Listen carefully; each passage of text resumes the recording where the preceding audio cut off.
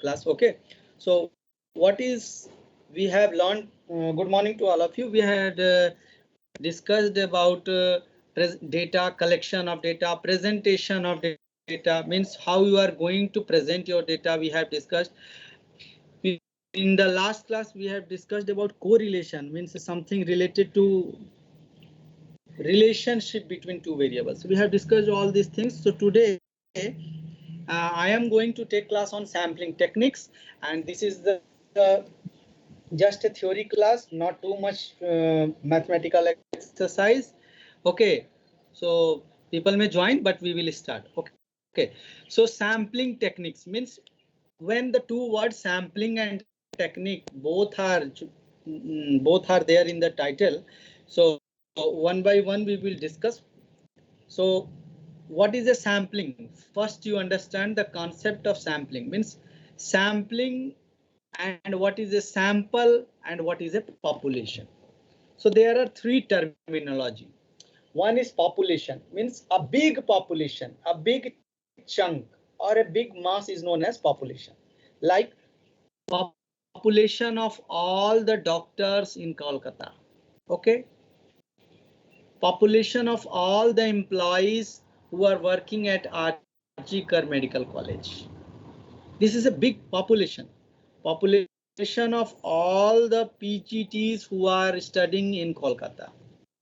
Okay, so this is population, means something big, and sample means it is a subset, means a small part of that big population, right? And what we will do by that, what is the utility or importance of that, we will discuss that why sampling is required and why do we why do we take sample instead of enumerating the whole population.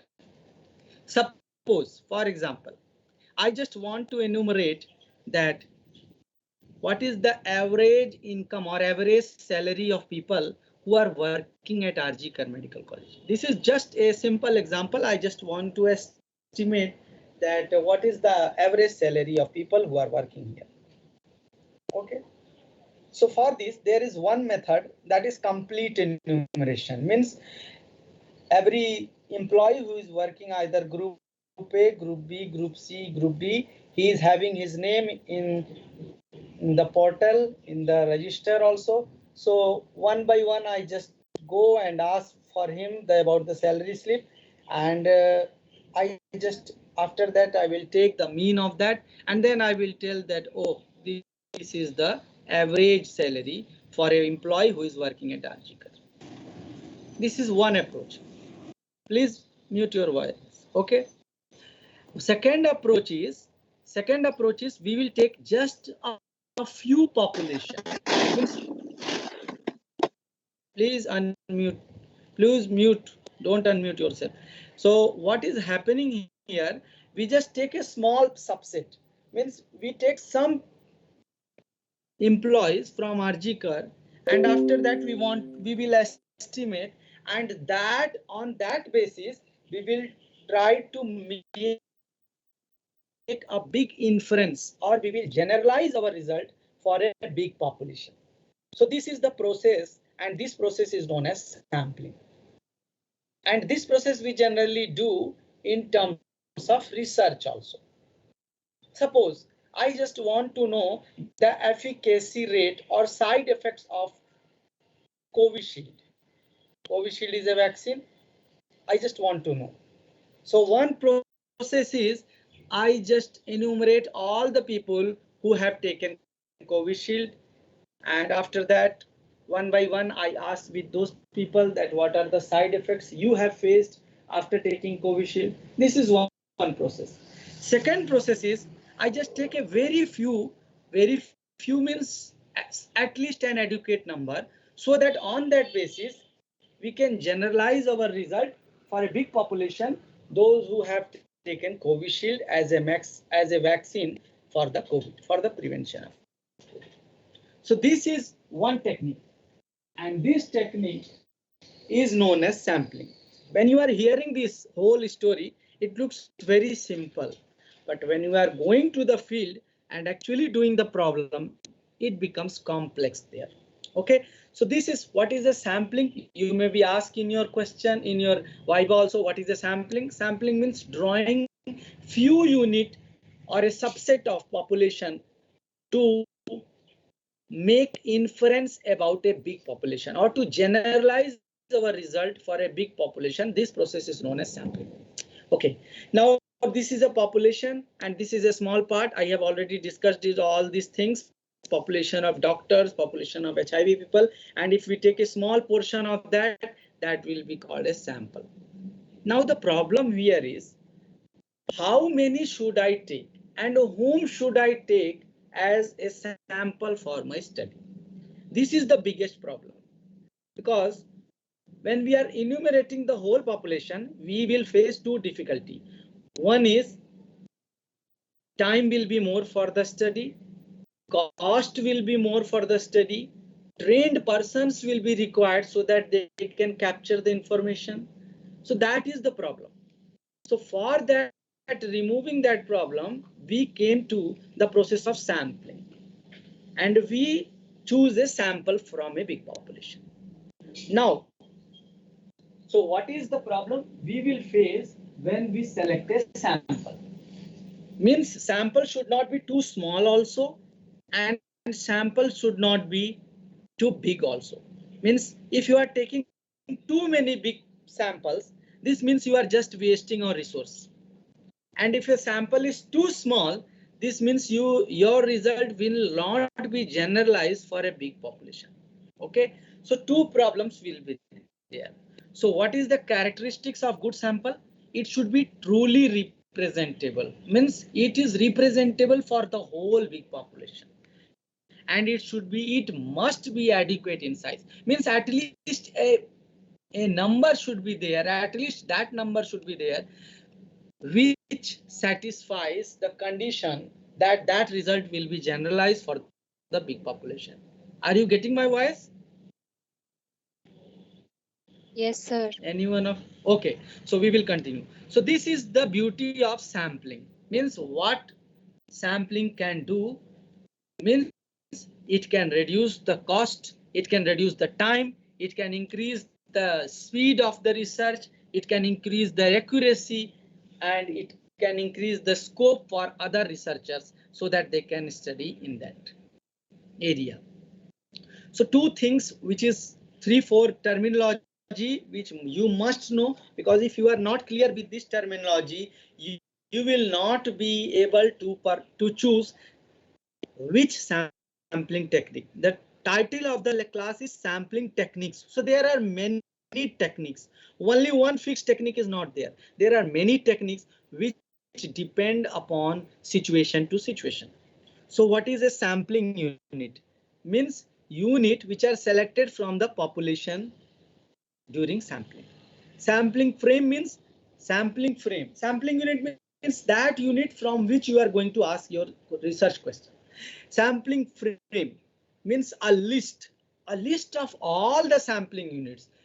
Means it is a collective of all the sampling unit which a person know, or a list is available, that is called a sampling frame. Sampling frame definition is very important, and people usually ask to you, and there are many sampling techniques where sampling frame is available, and there are many sampling techniques which are applicable where sampling frame is not available. Sample size means what is the minimums or optimum sample size you have to draw. That is another topic which depends upon your study design, that what study you are performing. For that, sample size is calculated. Means how many is calculated by different technique, that is known as sample size. Means how many sample should you take for your study so that your study can be generalized for a big population. Sampling interval, it is used in sampling in the systematic sampling technique. Means total population is divided by the sample size.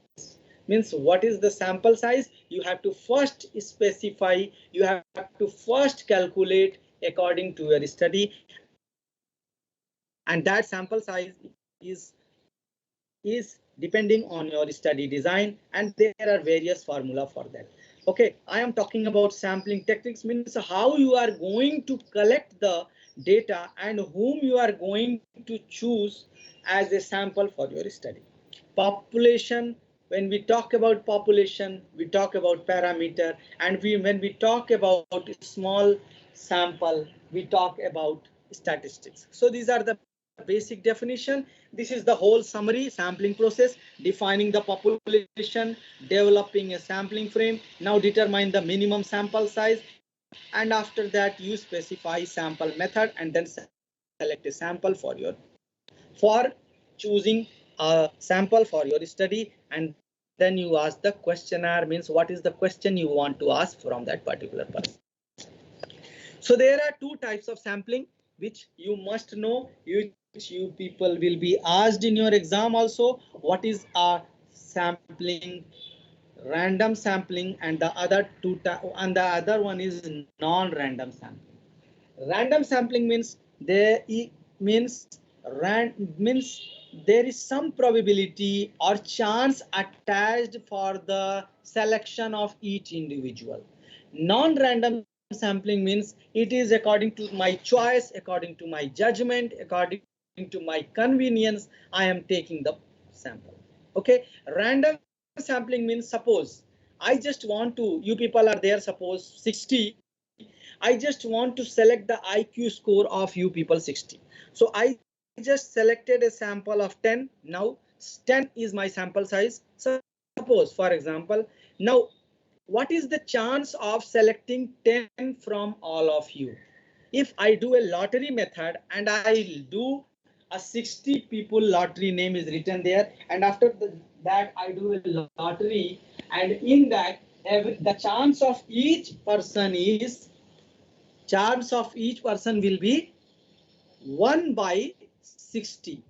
Means first, if I am doing a first lottery, there suppose you people are 60 number 60, then the chance of first person is 1 by 60, the chance of second person selection is 1 by 60, and so on. Suppose chance of selecting Meghna is 1 by 60, chance of selecting Dhruv, chance of selecting Akanksha, chance of selecting Abhishek is 1 by 60. Suppose you people are 60, so means equal chance, means you people are equal chance is there for being selection, and that process is known as random sampling method. You people have played a cheat process, a lottery process, you have seen, that is called random sampling method.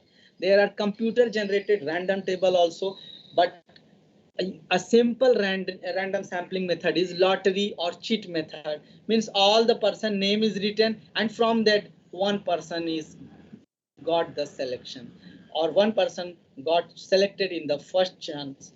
So this is called random sampling method.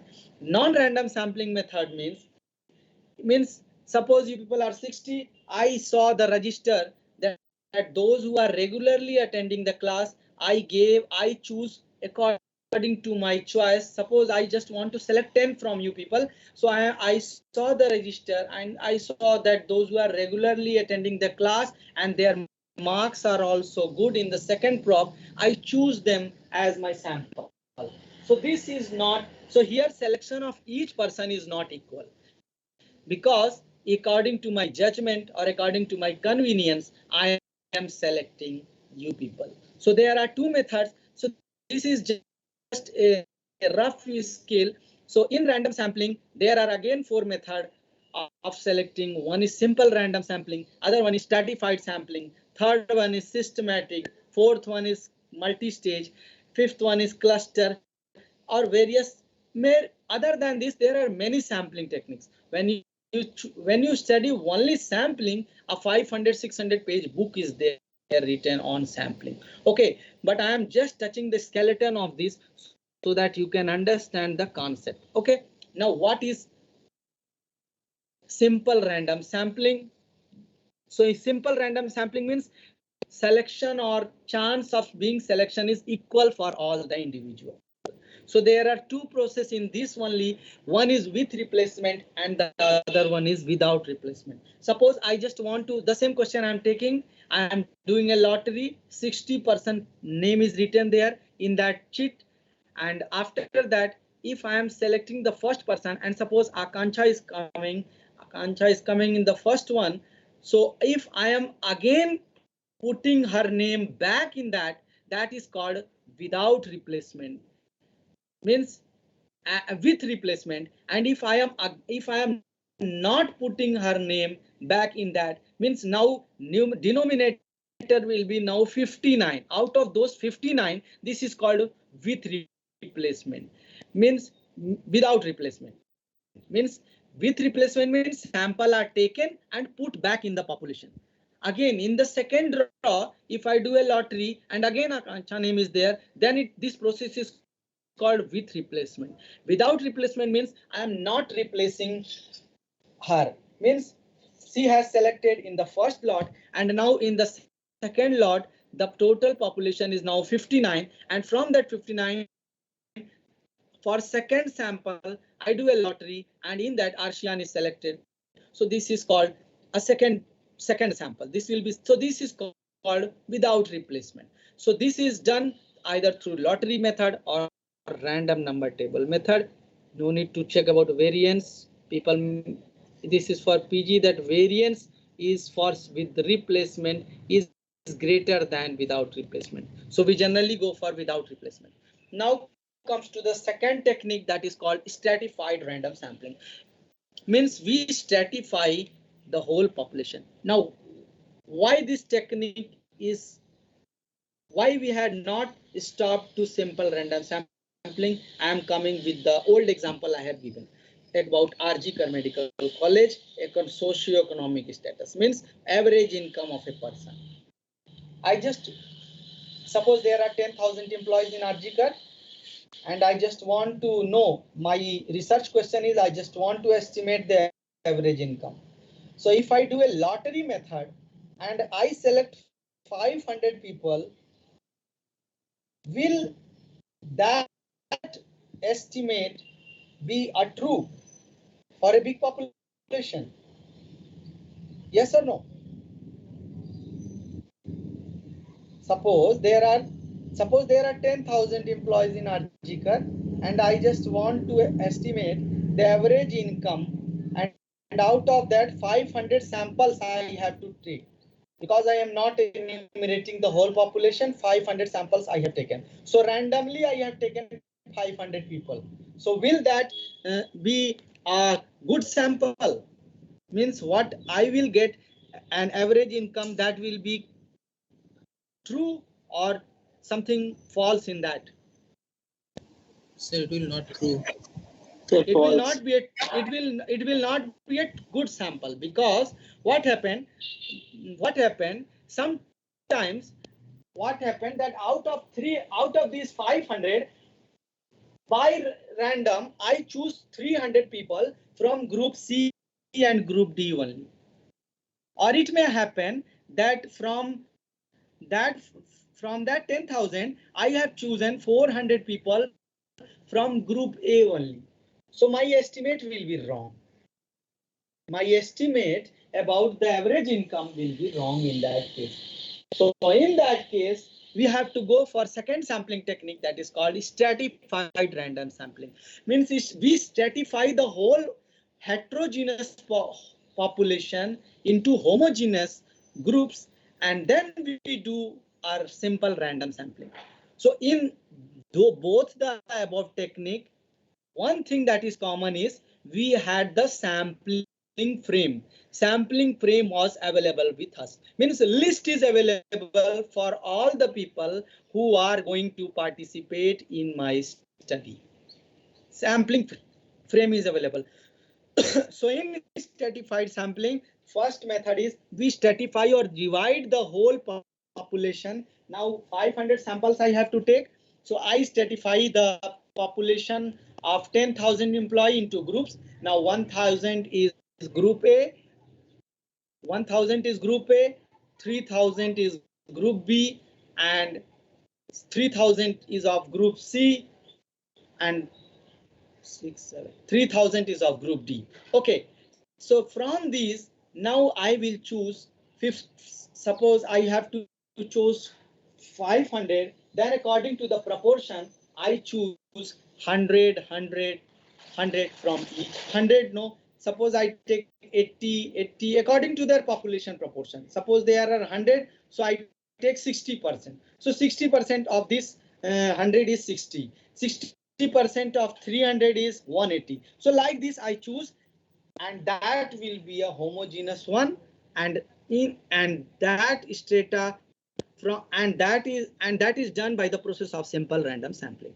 Okay, so simple random sampling you are doing, but at second stage, means after dividing the whole heterogeneous population into homogeneous strata, and then we perform the simple random sampling. So this is called stratified random sampling technique.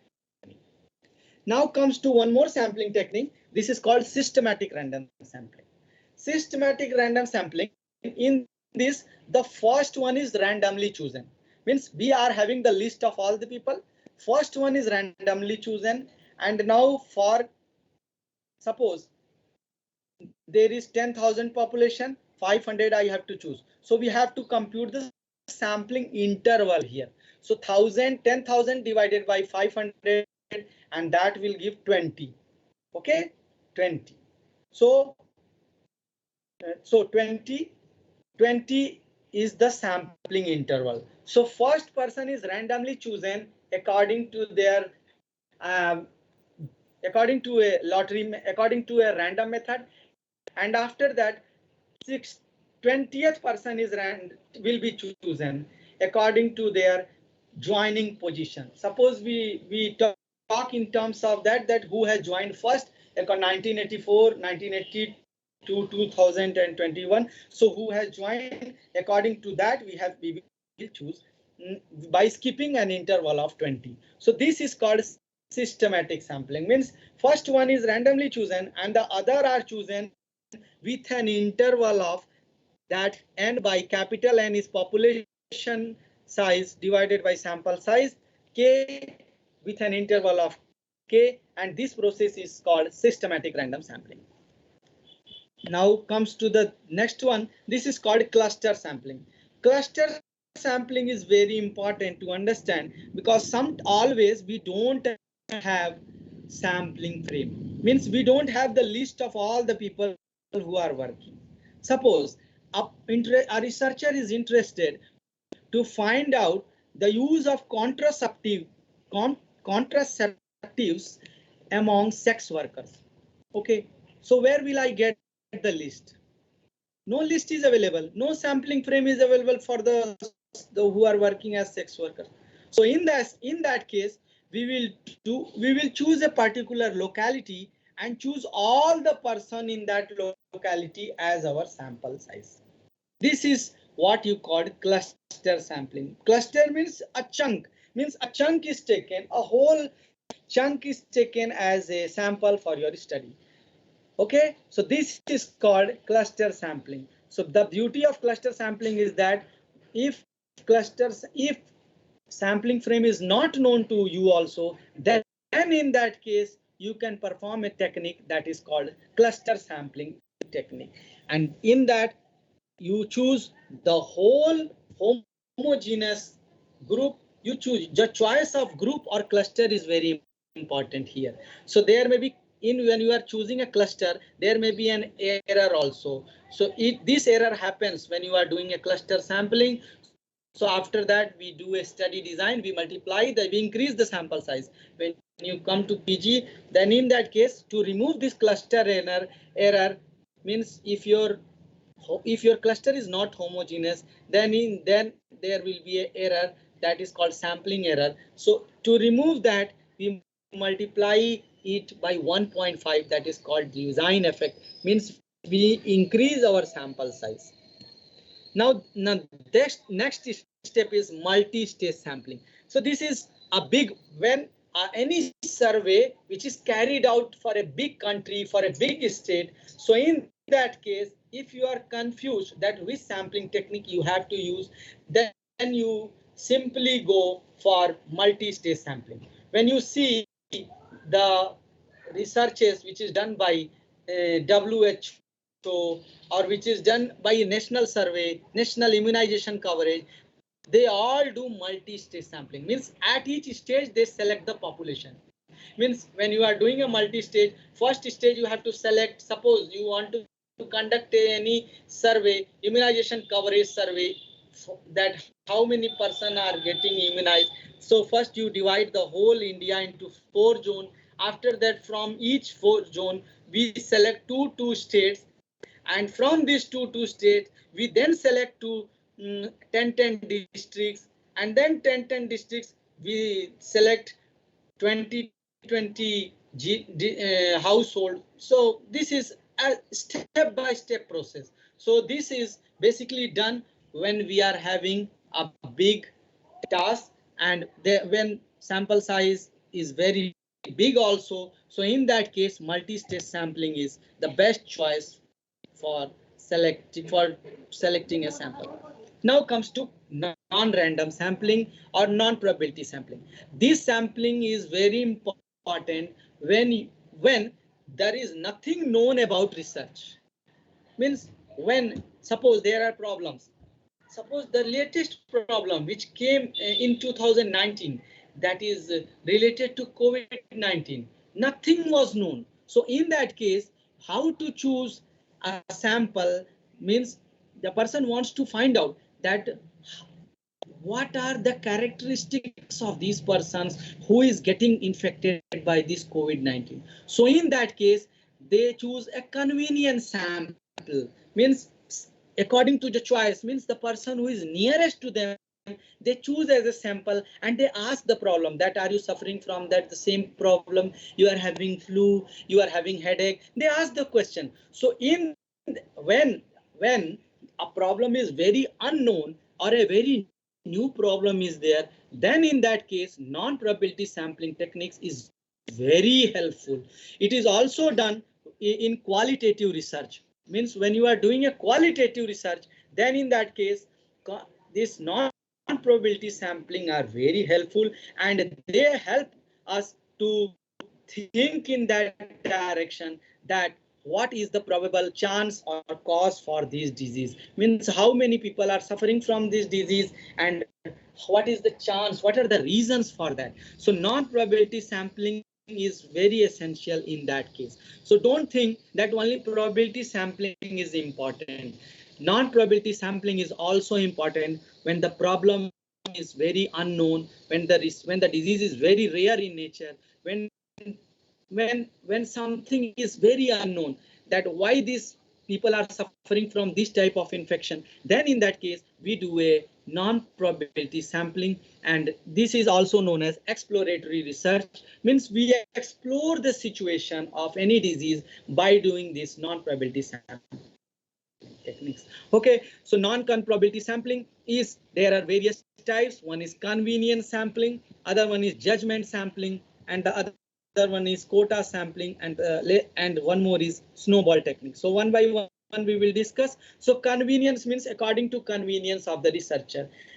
I just want to find out some research that why you people are suffering, why some people at RGCAR are suffering from some infection like skin infection or something like that. So according to my convenience, I reach those person and take as my sample for study. Here number is not fixed.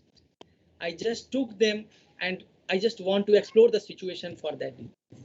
Judgmental means I am having too much knowledge in this research. You look, when people are doing this market research, these people are very are having a judgmental sampling. Means those who are judging the research, or those who are judging the result, are very expertise knowledge about the subject. So judge is there who choose the sample, and when you are doing a qualitative study, we are doing a focus group discussion. Means a group is there, you choose, and after that one person is there who is observing all the person, that what is their opinion about this, what is this person opinion. So this is means judgmental sampling. This is also a type of non-probability sampling. Other one is quota sampling, means some quota we fix. This is also done in market research. Suppose we want to study in a particular locality or in a particular religion, then we make some quota of Hindus, we take Muslims, we take Sikhs, we take, and then we do a sampling. That technique is also known as quota sampling. And the last one is snowball technique. This technique is came around when rabies was a new disease. And what happened, as the name indicates, snowball means, you look, when many snow are joined together, they will form a big ball. So that is happening here. Means, suppose I just want to know that how many rabies cases are there in a particular locality, if rabies is very known. So in that case, what they have done, they have find a case of dog bite, and from that case, when he asked those questions, then he told that no, no, no, not only me, another person has got the same dog bite. So he went, so the researcher went to the second one. So from second one, he told, no, no, not only me, there are two more person who has got the dog bite. So from one sample, a big chunk is created of sample, and this process is known as snowball technique. This is also a non-random sampling. So what are the limitation of sampling? Limitation means accuracy level may be affected when data is vague. Weighing sample result are good at approximation only, means that result are not always true, and you have to very careful when doing a sampling. Errors, what are the errors when you are doing a sampling? There are sampling error and non-sampling error. Sampling error means selection of person is wrong. So this is called selection bias. Means you are selecting a wrong person for your study, and you are asking those from that. So that will be that will not be helpful in answering your question. So this is called this is called a sampling bias. And there are many non-sampling error also. Means you are weighing, you are doing some research through some instrument. Suppose SpO2 you are measuring, so there may be instrument error also. There may be person mistake who is coding the data also. There may be under coverage or over coverage of the population. There may be non-response also. When you go and ask with a person, people do not respond in a proper way. So this is what happened in many of the time. So these are called non-sampling errors. So two errors happen when you perform a sampling. One is sampling error and the other one is non-sampling error. So we have to be very careful. I have only touched the topic. I have only touched this topic, and what are the probable question you may get is, what is a sampling? What is a sampling frame? What is a systematic sampling? What is a simple random sampling? What is why you are performing a stratified sampling? Okay, when to choose a cluster sampling? What are the errors, non-sampling errors? So these are all the question why you choose a sampling instead of doing a complete enumeration. You look, when you are doing a census, in census complete enumeration of the population is going on. But there are many health surveys also, like NFHS, National Family Health Survey. These people are doing. Okay, it is done from 1980s around. Okay, it is something like that. And a National Family Health Survey 1, 2, something like that. This is going on. So in this case, what they are only enumerating the health of the population. So these are, in that complete enumeration is not done. They only choose a sample and then perform the study. So that result is generalized for a big population. Okay, so this is what I am little bit hurry, because Dr. Anirban is going to take the class, next class. He has not taken somewhat. He told that on Wednesday he tried, but what happened I don't know. So he told that, sir, please leave me after so that I can take the class for half an hour. So Dr. Anirban Dalui from Community Medicine Department is going to continue. I'm going to phone him. All of you don't go, please join him. If you have any question, you can ask within this 5 minutes. Thank you, sir. No, if you have any question. Oh, sir is there. Okay. Yes. Okay. I'm here Okay. also. Okay, sir. So Then if you can anyone continue. has any question, please ask Dr. Tiwari sir directly. So I will wait for another 5 No. minutes for your queries. Okay. No, sir. You just start. They can ask in WhatsApp chat also. And all of you send the attendance on my this one. Arshian and Lubyanka is not there. So if you are there, you just send the attendance on my WhatsApp number. Okay. Okay. Thank you so much. All of you join the class of sir. Okay. I am leaving.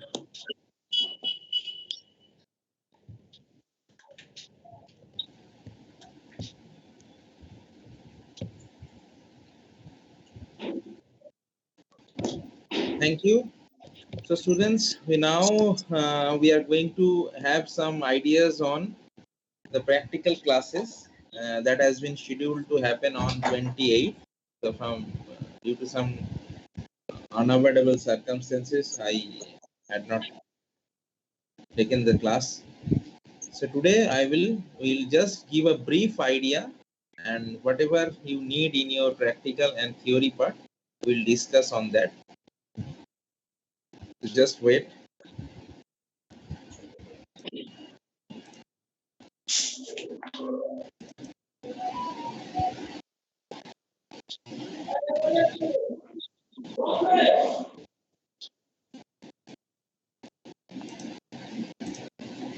Yes.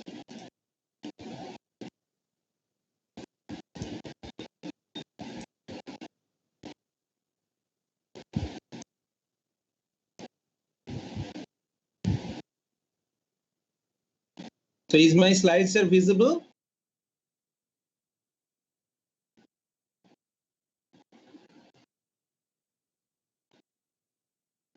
Yes, sir, visible. Okay, okay. Thank you.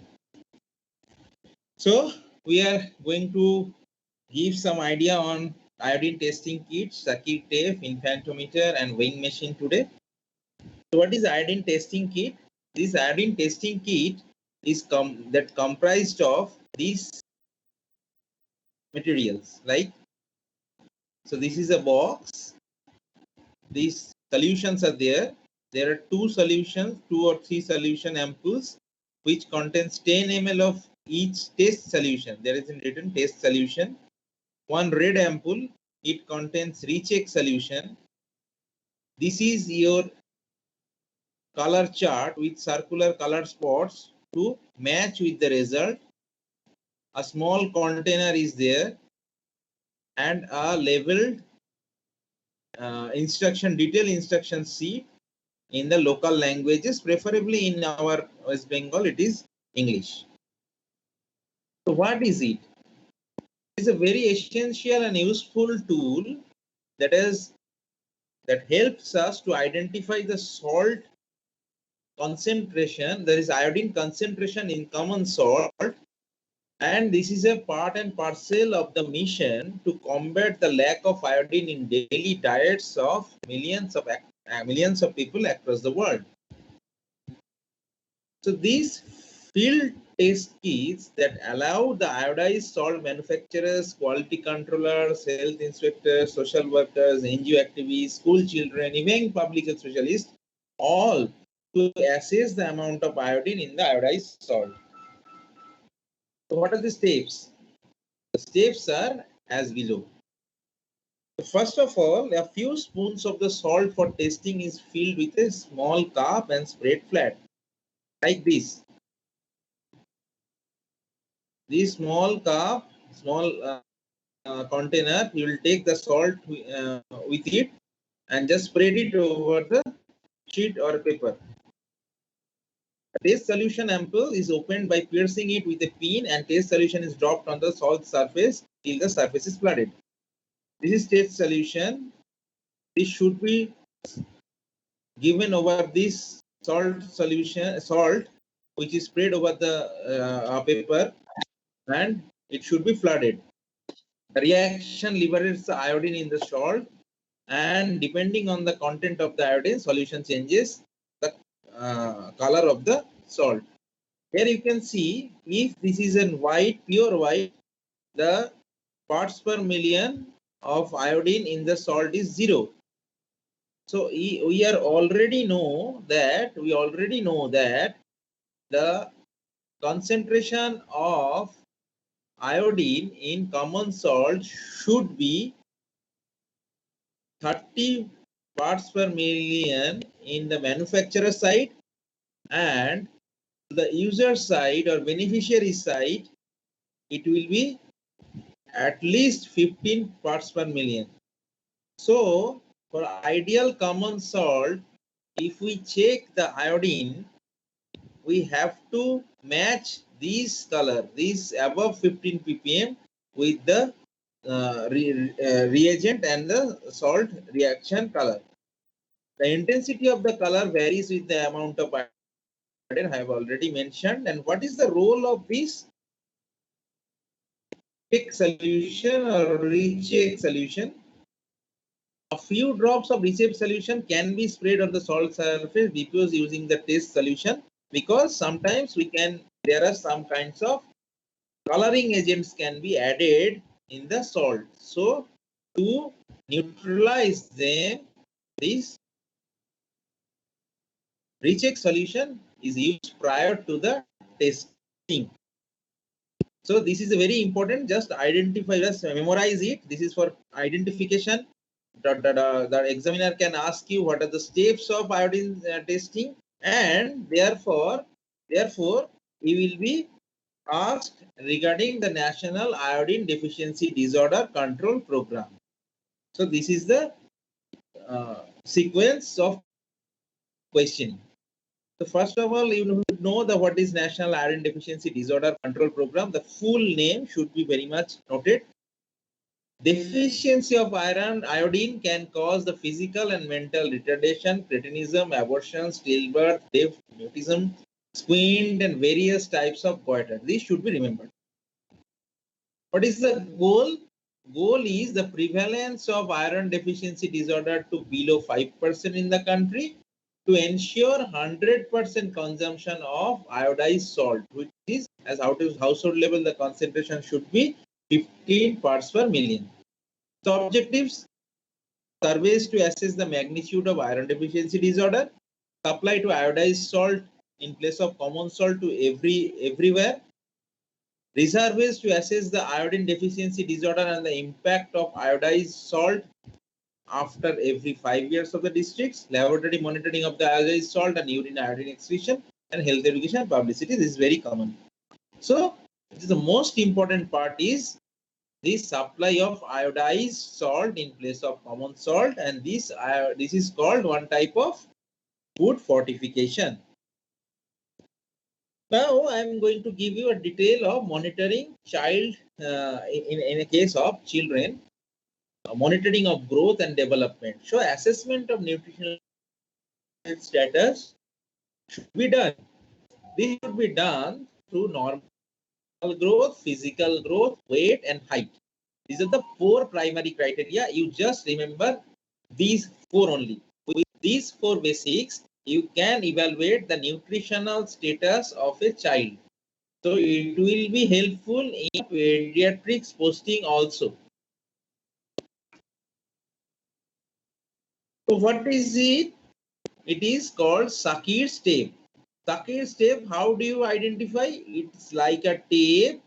It contains the measurement of in centimeters from 6 to 26 in maximum cases, and with 3 color coding, that is red, green, and yellow. And with these, you can have these kind of extra places just outside the measurement area, and on the opposite side you can have these kinds of letters over there printed. So what is Sackey step? You can also call it as a mid-arm circumference measuring tape also. So with a cutoff point at 11.5. Here is a cutoff point 11.5. Why this is important? This will be helpful to measure your child's middle upper arm circumference with range up to 26.5 millimeter. So graduated with 1 millimeter precision with thicker line at 21 centimeter. This is. So this is the identification point. If your examiner asks you that please describe the circuit step, so you need to mention all these things. That is, it is a measuring tape with a cutoff point at 11.5 centimeter, suitable for measuring child's middle upper arm circumference with a range from 5. With a range from 5.5 to 26.5 centimeter, is graduated with 1 millimeter precision with thicker line at 21 centimeter. So in the front side, the color coded as given, that is red, yellow and green. Red means there is malnutrition or severe undernutrition. 12 means there is small undernutrition and or just undernutrition, and above 12.5 this is normal.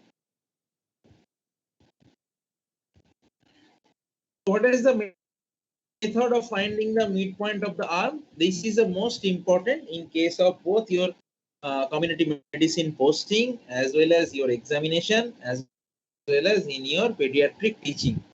So you can have these two methods you can follow. This first of all, you can use the string or you can use the tape also. In the string, the bend in both the cases, first of all, you have to bend the arm so that it at a right angle. It is at a right angle, and the place of a sitting, the place of the string should be on the tip of the shoulder and to the elbow. So, tip of the shoulder and elbow. If I consider it that in a more scientific way, that is tip of the olecranon process of the elbow. Fold the string over half to find the middle of the arm. Mark the middle of the arm with a pen.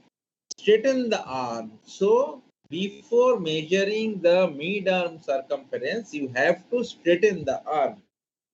Insert the tape at the midpoint and measures the mid-arm, upper arm circumference.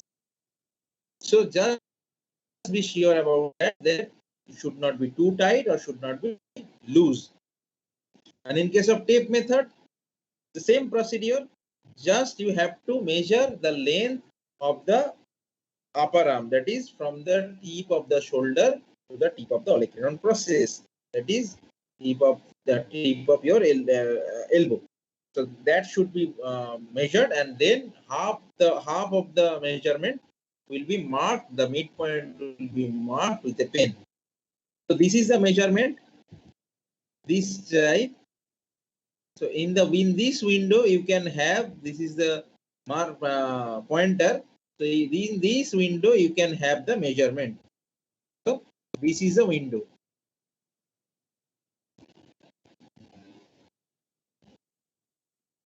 So what for the target population?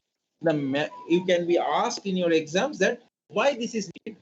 So you just have to mention these points, that malnourished children, those who are at risk, aged between 6 to 59 months, not suitable for infants after under 6 months, good for nutrition emergencies when illiterate field workers are used for screening, but not recommended for nutrition surveys.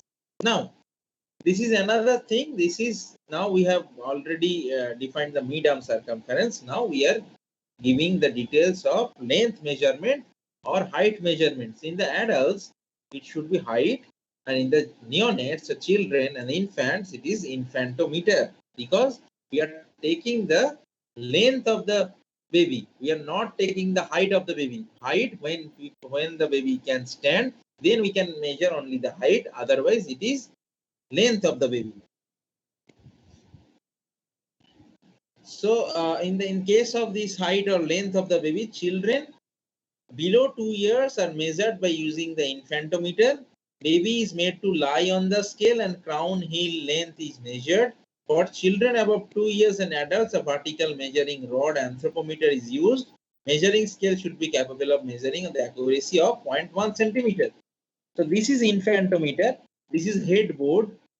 This is the scale, and this is your leg space or your leg support. So from head to heel length, the child should be placed with the head over here and the foot over here. And now this is the movable portion. You can move or adjust according to it and adjust accordingly so that the actual measurement can be taken.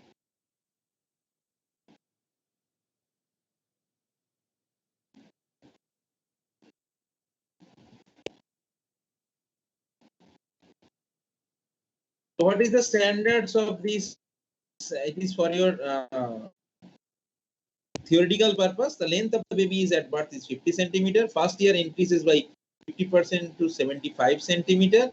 The third year it increases by 12 centimeter. During puberty, growth spurt, boys at 20 centimeter to their height and girls in 16 centimeter to their height.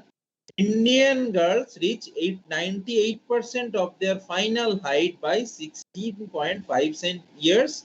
And boys reach the same stage by 17.75 years. So by 18 years in case of male and by 17 years in case of female, the adult height can be reached. And this is your weighing machine. So weighing machine can be of these types. This is for adult who can stand or the children who can stand. This is a model. I will describe it. And this is sling method, better to say. And this is another one. You can easily find it in every pediatrician's chamber or pediatric clinic. So weight is another most important measurement for evaluating the nutritional status. It indicates the body mass.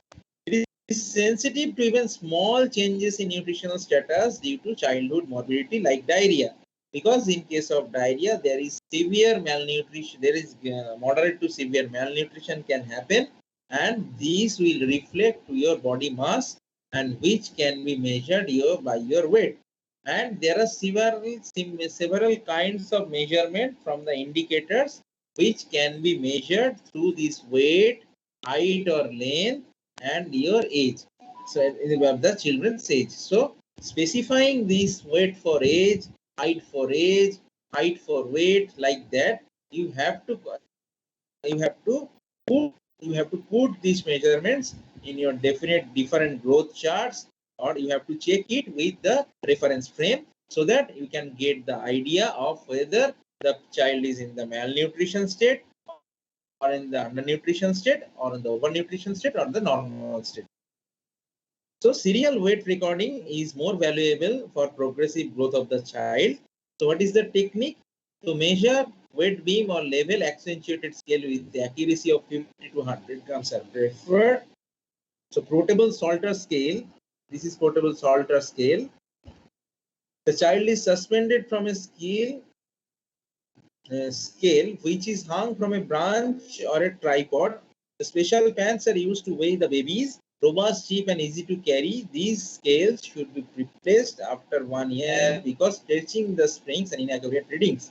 The model with reading up to 25 kgs. So this is the model, your Salter scale. This is your Salter scale.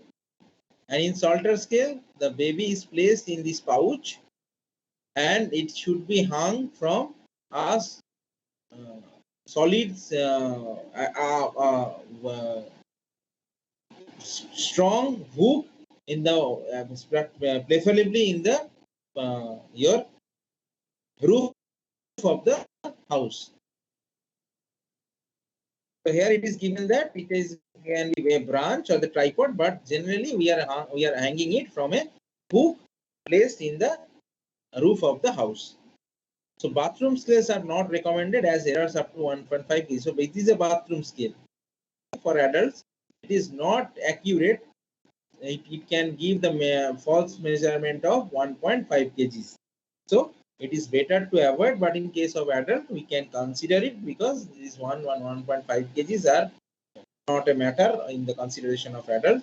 But in case of children, it should be very much specific so that 50 to 100 grams can also be measured. So precautions to be taken while weighing. First of all, you have to adjust the zero. This is zero. You have to. You can see over here. The zero should be maintained first. There should be a knob below it, or this side, or here in case of in the back side. So this knob can adjust you to the zero.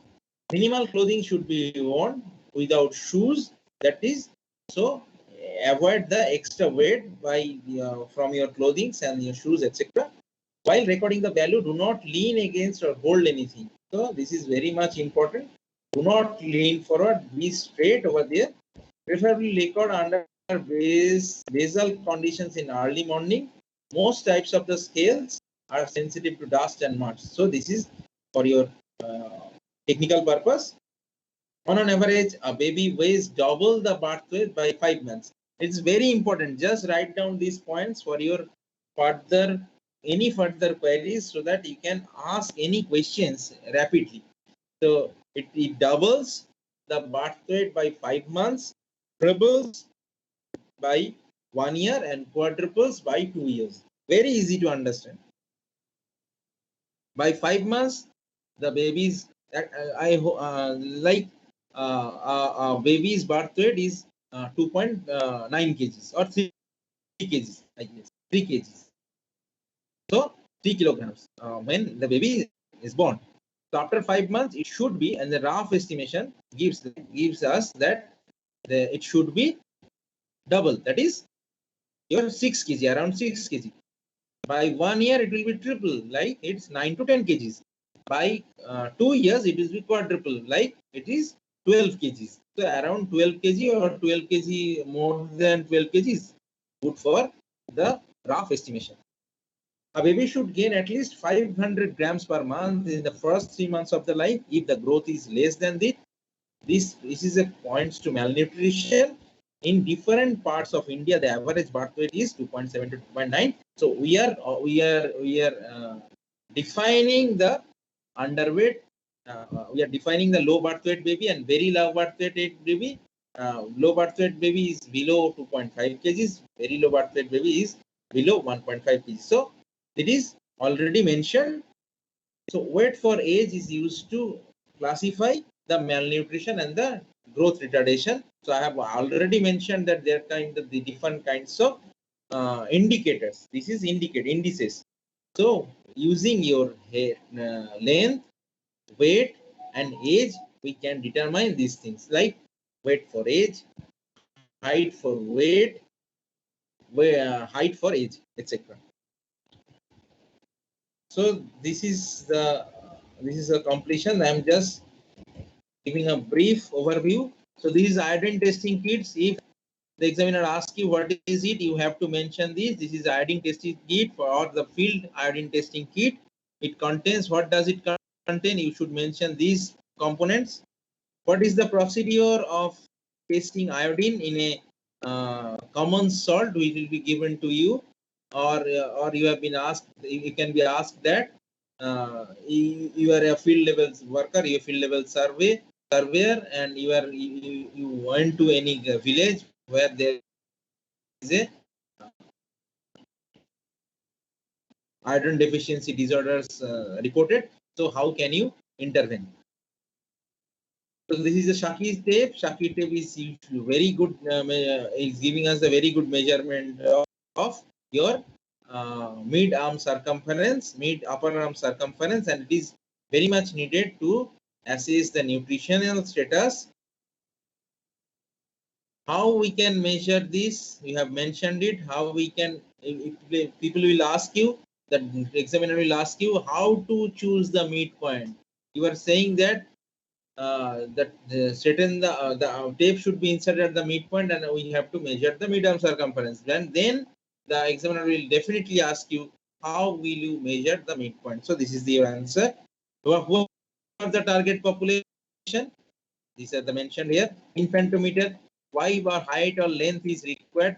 Children below 2 years will be measured by infantometer, and children above 2 years and adults with by anthropometer. These are the standard I have mentioned in case of weight also, and now in the length also. Length of the baby is at birth is approximately 50 centimeters. By first year, it will increases to 75 centimeter. By third year end, it increases by 12 centimeter, and by 17 years and by 18 years, the boy respectively, the girls and boys will get the adult height. So these are the types of weighing machine. Most commonly used this year is the at the field level, because it's for easy carrying purpose, and the field level worker like ASHA worker, Anganwadi worker, they used to do it with this measurement scale, that is hanging type, and we are just remember the name, the Salter scale, and this is in another weighing scale, weighing machine in your pediatrician's chamber or your pediatric clinic. The doctors are measuring by this only, and this is the why weight is important, and the technique of measurement has been given here. The precautions to be taken, and what are the standards, weight measurement and weight gain during the childhood. I have mentioned it properly. So this will be very brief, and these all things can be needed at your examination point of view, at your theory point of view. So remember it and try to memorize whatever I have taught you. Thank you so much.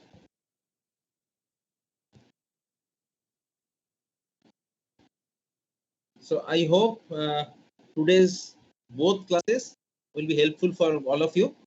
So is there any question from your side?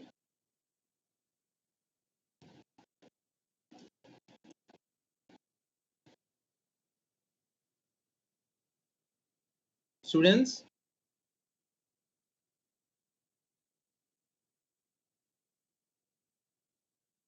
Get the presentation with us. Yes, definitely. Thank you, sir. So is there any question? If you have any question, just put it in the group so that we can answer it. Or once the physical class or the offline class will open, we'll check these on site. That is whatever whatever we have kept in our uh, department, so that you can have a visualization, you can have an idea over that. If these are given to you during your viva or during your practical purpose, then you can easily understand that. Okay, so brief idea and the picture I have already shared with you, and rest will be covered. Rest will be, you just go and check once with your normal what is infantometer, what is given here, but what Shaki step given in our department, what kind of weighing machine is in the your institution, like that. So thank you all. So now I'm closing the class. Have a great day. Thank you. Thank you, sir.